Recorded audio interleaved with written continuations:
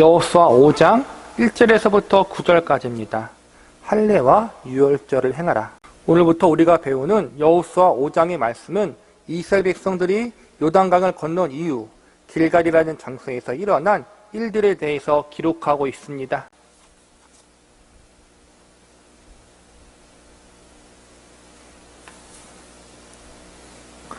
하나님은 요단강을 가르시고 마른 길을 내어주시는 기적의 역사를 통해서 이스라엘 백성들을 가나안 땅으로 이끄셨습니다. 그리고 이러한 하나님의 놀라운 기적과 은혜들을 기념하도록 요단강 한가운데에 서치한 12돌을 세우도록 명하십니다. 12돌을 세우게 된 장소가 길갈이라는 장소인데, 이곳에서 이스라엘 백성들은 일정 시간을 머물면서 하나님이 명하신 일들을 시행하게 됩니다.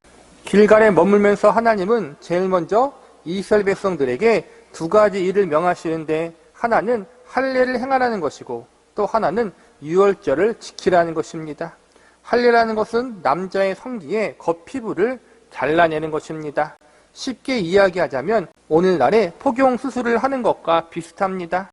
할례의 유래는 창세기에서부터 시작되는데, 이스라엘 민족의 조상이었던 아브라함에게 하나님 백성됨의 증거로 행하게 하셨던 언약의 표시가 바로 할례였습니다.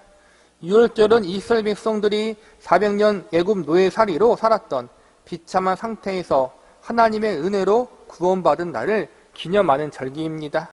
우리는 오늘 요단강을 건너 가나안 땅에 들어가자마자 할례와 유월절을 행하라고 명하신 하나님의 의도와 이 명령 속에 담긴 교훈에 대해서 살펴보고자 합니다. 우선 할례를 행하게 하신 의도에 대해서 살펴보겠습니다. 위에서 언급했듯이 할례는 하나님의 백성됨을 증거하는 언약의 표시였습니다. 남자 성기의 일부 살을 잘라내는 행위로서 새 생명을 얻은 하나님의 백성으로 다시 태어난다는 의미가 담겨 있습니다. 남자의 성기는 생식의 기능을 가지고 있어서 생명을 태어나게 만드는 근원입니다. 그런데 생명의 근원되는 남자의 생식기의 일부를 잘라낸다는 것은 더 이상 생명을 만들지 못한다는 상징적인 메시지가 담겨 있다고 할 수 있습니다. 이 할례가 언제 첫 번째로 시행되었습니까? 바로 믿음의 조상 아브라함 때였습니다. 하나님이 아브라함에게 할례를 행하라고 명하신 그때에는 아브라함이 자식을 가질 수가 없었던 때였습니다. 아브라함과 그의 아내 사라가 나이가 많아 더 이상 아이를 낳거나 임신할 수 없는 상태에 있었습니다. 그때 하나님이 아브라함에게 할례를 행하도록 명하십니다. 인간적인 생각으로 볼 때 자식을 낳지 못하는 아브라함의 생식기 일부를 잘라내라고 하신 것은 아브라함의 아픈 상처를 크게 건드리는 일이었을 것입니다. 남자의 생식기 일부를 잘라내므로 나는 더 이상 생명을 가질 수 없고 대를 이을 수도 없는 사람입니다. 이러한 사실을 공표하는 것이기 때문입니다. 심한 말로 하자면 나는 더 이상 자식을 가지지 못하는 고자입니다. 이러한 말을 하는 것과 같은 의미가 담겨 있을 수도 있기 때문입니다. 아브라함의 가장 큰 마음의 상처인 자식의 문제, 자식을 가질 수 없다는 아픔이 할례라는 행위를 통해서 더욱 크게 다가왔을 것입니다. 그런데 그렇게 할례를 행했던 아브라함이 나중에 누구를 낳습니까? 바로 이삭입니다. 그가 가진 육신적인 조건과 상태로는 도저히 자식을 가질 수 없었던 아브라함이 또한 할례를 통해서 나는 더 이상 생명을 이을 수 없습니다라는 고백을 했던 아브라함이 이삭이라는 친아들을 가지게 되었습니다. 이것은 전적으로 누가 한 것입니까? 바로 하나님이 한 것입니다. 즉 하나님은 아브라함이 그의 절망적인 육신의 상태와 더 이상 생명을 가질 수 없는 현실적인 환경 가운데 할례를 통해서 인간의 소망은 끊어졌지만 하나님은 하실 수 있다는 사실을 절실히 알게 해주신 것입니다. 결론적으로 생명의 근원이 하나님께 있다는 사실, 인간의 모든 생명을 하나님이 주관하고 계시다는 사실을 할례를 통해서 알려주신 것입니다.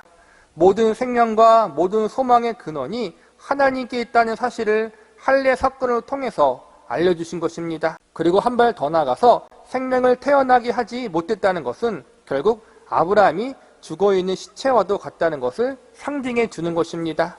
아브라함뿐만 아니라 인간 상태 모두가 영적인 시체와도 같다는 것을 알려주고 있는 것입니다.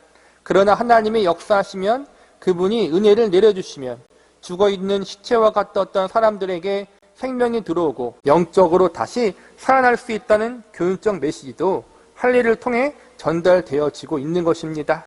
하나님이 생명의 근원이시며 주관자이시다. 죽어있던 영혼들, 영적인 시체여 아무런 소망도 없는 인생들을 하나님이 다시 살리신다. 그들의 소망이 되신다. 이것이 할례 속에 담긴 의미인 것입니다. 이 말씀은 결국 하나님이 우리들의 구세주라는 것입니다. 이스라엘 백성들은 애굽의 노예 400년 생활 동안 전통에 따라서 겉으로는 할례를 행했지만 이러한 사실을 모두 잊어먹고 있었습니다. 그래서 애굽에서 구원해 주신 하나님을 광야길에서 그렇게 원망하며 불신하며 배신했던 것입니다. 그들의 생명이요 소망 되시는 하나님을 온전히 신뢰하지 못하고 있었던 것입니다. 그래서 할례를 행하고도 하나님을 향해 원망하고 불평했던 출애굽 1세들은 모두 광야에서 죽음을 맞이하게 되었습니다. 할례를 행하고도 그 의미를 몰랐던 그들은 결국 광야에서 모두 징계받게 된 것입니다. 그러나 이제 새로운 세대들이 태어났습니다. 그들이 이제 이스라엘 민족을 이끌게 되었습니다. 하나님은 이들에게 광야 생활 중에 할례를 행하지 않게 하셨습니다. 본문 4절과 5절을 보시기 바랍니다. 여호수아가 할례를 시행한 까닭은 이것이니 애굽에서 나온 모든 백성 중 남자 곧 모든 군사는 애굽에서 나온 후 광야길에서 죽었는데 그 나온 백성은 다 할례를 받았으나 다만 애굽에서 나온 후 광야길에서 난 자는 할례를 받지 못하였습니다. 표면적인 이유는 광야길이 워낙 험하고 계속 이동해야 하기 때문에 할례를 행하지 않을 수도 있습니다. 할례를 행하면 광야길을 걸어가기가 힘들기 때문입니다.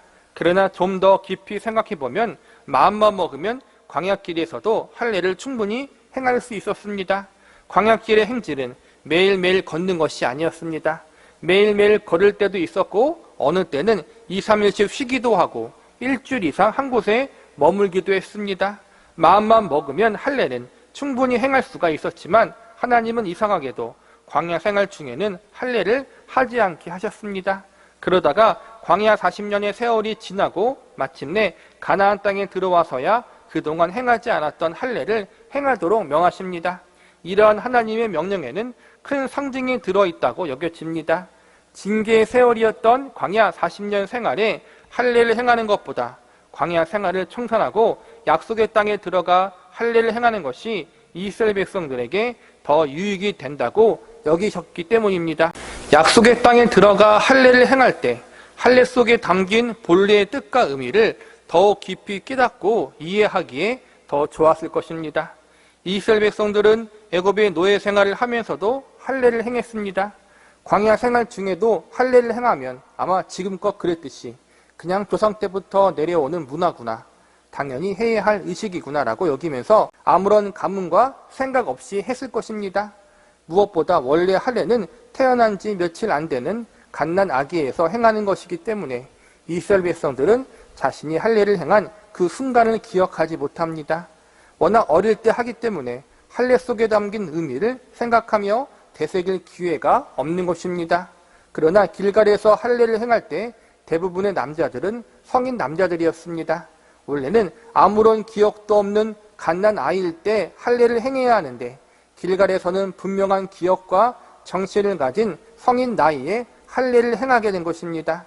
징계의 상징이었던 광야 생활을 청산하고 이제 약속의 땅에 들어와 할례를 행한다는 것이 얼마나 하나님의 크신 은혜요 사랑의 역사인지 그들은 모두 분명히 깨달을 수 있었습니다.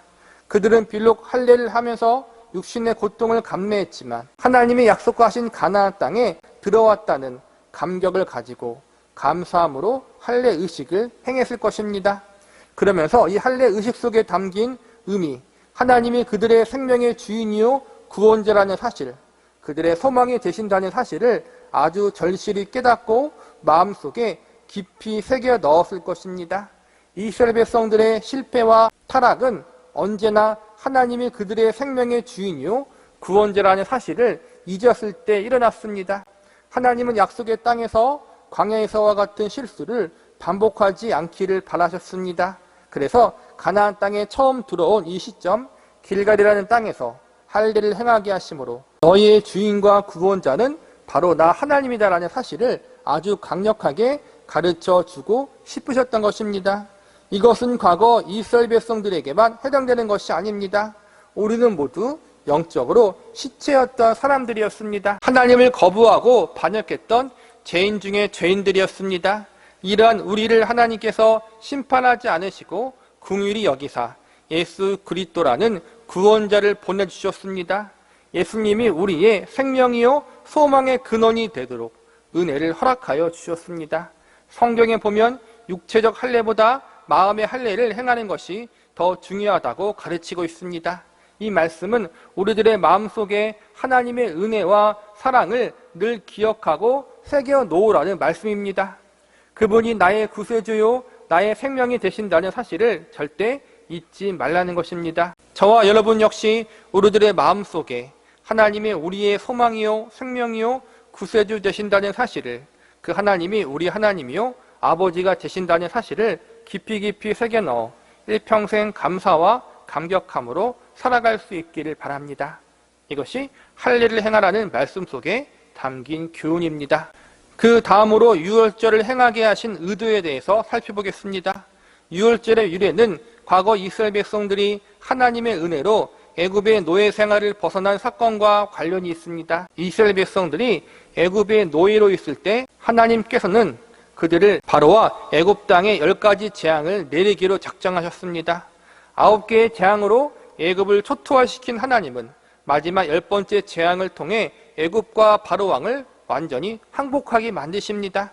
마지막 10번째 재앙은 애굽 땅에 처음 난 것, 애굽 땅의 모든 장자를 죽이는 심판이었습니다. 이때 하나님께서는 이스라엘 백성들에게 이 재앙으로부터 구원받을 수 있는 방법을 알려주셨습니다. 그 방법은 양을 잡아 그 피로 집 문, 좌우 설주와 임방에 바르라는 것입니다. 하나님의 말씀대로 양의 피를 바르면 그들의 장자는 죽임을 당하지 않고 재앙이 넘어가게 하신다고 약속하셨습니다. 이 하나님의 말씀을 듣고 순종한 이스라엘 백성들은 재앙을 당하지 않았습니다. 반대로 하나님 말씀을 거역했던 애굽의 모든 사람들은 장자와 첫 생명이 모두 죽임당하는 심판을 받게 되었고, 이 심판의 사건 때문에 애굽의 바로 왕이 하나님 앞에 항복하여 이스라엘 백성들을 놓아주게 되었습니다. 이 일이 있은 후 죽음의 심판으로부터 구원, 또한 애굽의 노예 생활에서부터의 구원, 이 구원의 사건들을 기념하기 위해서 유월절을 지키게 됩니다. 유월절에는 하나님이 자신들을 구원하셨다는 사실을 기념하고 감사하는 의미가 담겨져 있습니다. 그런데 가나안 땅에 들어와서까지 하나님이 이 유월절을 지키게 하시는 이유는 무엇입니까? 그 이유는 과거 그들의 조상들을 죽음의 재앙으로부터 건져내어 주시고 애굽의 노예 생활에서 구원해 주신 하나님이 지금도 살아계셔서 지금의 이스라엘 백성들과 함께하는 하나님이요, 그들에게도 여전히 구원의 하나님 되심을 알려주고 싶으셨기 때문입니다. 실제로 애굽에서만 하나님이 이스라엘 백성들을 구원해 주신 것이 아니라 하나님은 광야 40년 생활 중에도 그들의 배고픔과 굶주림으로부터, 이방 민족의 공격으로부터, 광야의 매서한 환경으로부터 구원해 주셨습니다. 무엇보다 광야 40년 생활 중에 그들이 행했던 무수한 불순종과 거역함으로 인해 멸망당해야 했었는데 그 가운데 하나님이 그들을 멸망시키지 않으시고 구원해 주셨습니다. 그리고 마침내 약속의 땅인 가나안 땅까지 인도해 주셨습니다. 하나님은 그들이 어떻게 이 자리에까지 왔는지, 이 자리에 오기까지 얼마나 많은 하나님의 인도하심과 보호하심, 하나님의 인내와 자비와 긍휼이 있었는지 그 사실을 철저하게 잊지 말고 기억하라는 의미에서 유월절을 지키도록 명하신 것입니다.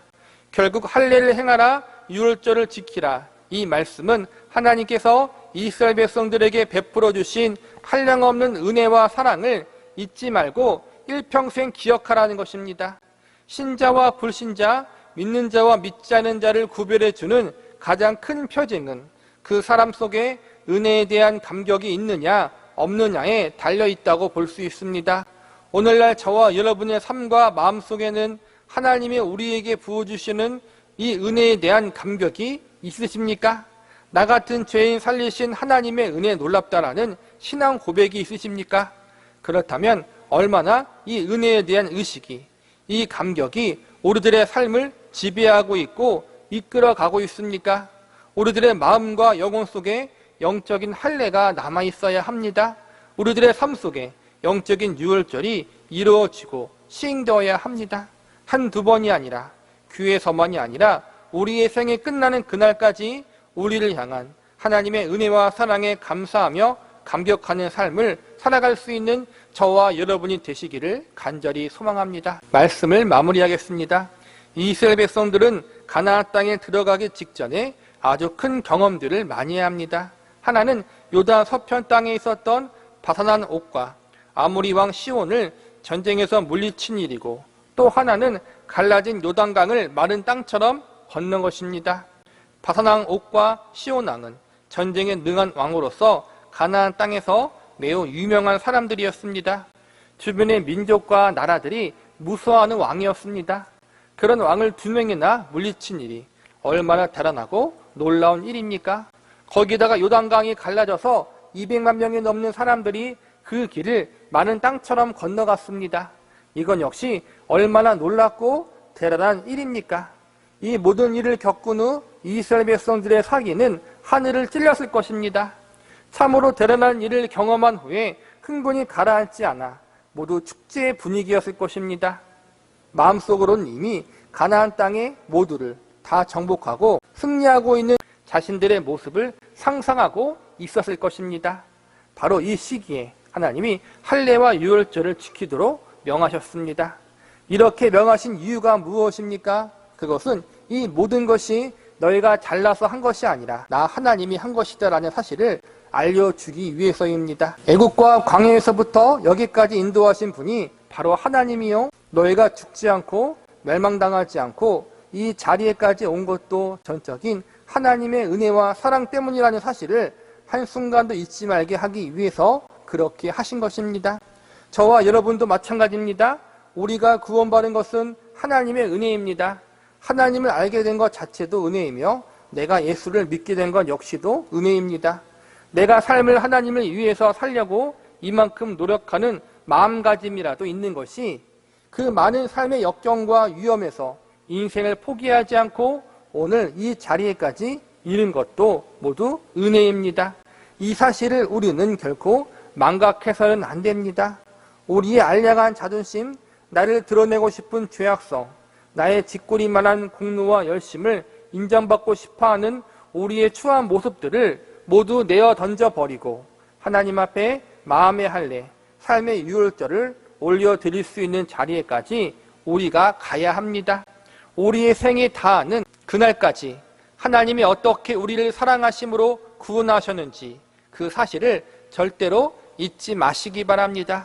하나님의 독생자 외아들 예수 그리스도를 십자가에 내어주시기까지 우리를 하나님의 자녀 삼아주셨던 하나님의 그 사랑과 은혜를 마음속에 깊이 깊이 새겨 넣으시기 바랍니다. 이 은혜와 사랑을 받은 자로서 이제는 우리들의 일평생 동안 하나님의 이름을 찬양하고 그분의 은혜를 노래하며 매일매일의 삶 속에 우리들의 감사의 예배, 감격의 신앙 고백들이 올려드려질 수 있기를 기도합니다.